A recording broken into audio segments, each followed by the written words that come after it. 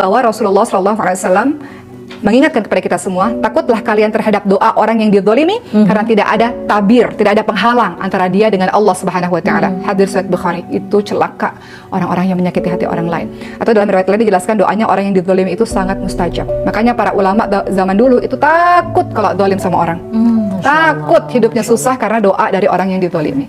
Di saat Anda dibully, mungkin lebih baik kita jangan membalasnya dengan bulian yang sama, dengan kalimat negatif, dengan hujatan. Kebanyakan kita lihat fenomena di luar sana kan, banyak tuh di saat dihujat, public figure terutama ya, yang menjadi tauladan masyarakat banyak orang ya, banyak yang terpancing emosinya, balas menghujat, malah semakin jadi majelis gibah di situ.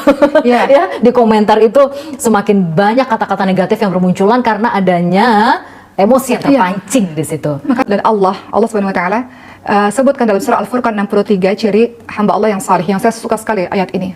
Hamba Allah yang salih itu dia yang tawadhu.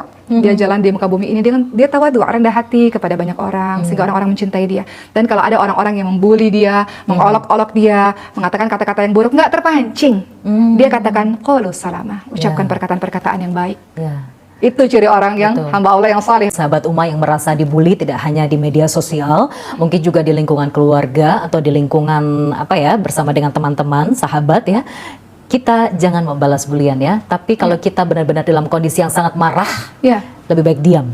Gitu ya Uma ya. Diam lebih baik daripada kita membalas dengan kata-kata negatif ya. Ada tips lain Uma selain dengan diam dan mendoakan untuk mereka yang dibully atau dizolimi? Ya, hingga kalau ada orang-orang yang melakukan demikian, lakukan apa yang dilakukan oleh Rasulullah. Rasulullah bukan melihat benci dengan orang itu, tapi sayang. Rasulullah sayang, kata Rasul ketika diolok-olok atau dibully oleh orang-orang Taif. Mereka orang-orang yang tidak paham, orang-orang yang tidak tahu. Tapi Rasul ajarkan pada kita, harus kita ini ngelihat segala sesuatu dengan kacamata cinta dan kasih sayang.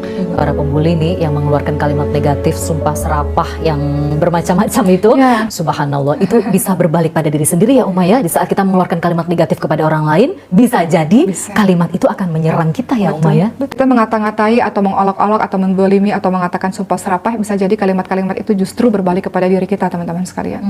Dan ingat, ada malaikat-malaikat yang senantiasa mengamini doa-doa kita. Maka bisa saja justru yang kita ucapkan, yang kita keluarkan itu, kalau ternyata orang itu terbukti baik di hadapan Allah Subhanahu wa taala, bisa saja dia berbalik kepada diri kita dan mencelakakan diri kita sendiri. Apa sih ancaman Allah di Al-Qur'an dan mungkin ada juga di hadis bagi mereka yang suka mengolok-olok, membuli, bergibah dan juga memfitnah? Itu tadi, mengolok-olok, menggunjing, memfitnah. Kata Allah apa?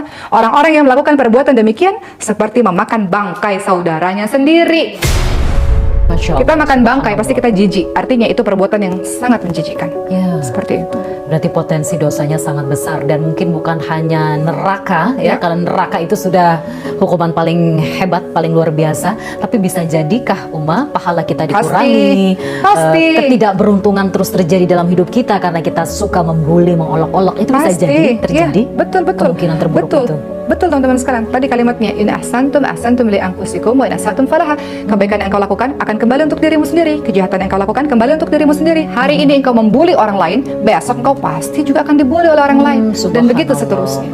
Jadi kita mau putus mata rantai itu dengan kita mulai dari diri kita sendiri. Hati-hati pada saat membuli karena bisa jadi balasannya adalah hidup kita bisa tidak beruntung ya. Betul, dan jadi orang yang bangkrut di hari akhir karena dosa-dosanya orang yang kita zalimi, pahala berkurang terus. Aduh, kita jadi orang yang sangat-sangat merugi hanya karena menuruti emosi, syahwat, amarah ya, karena melihat perbedaan pandangan saja. Begitu ya Uma.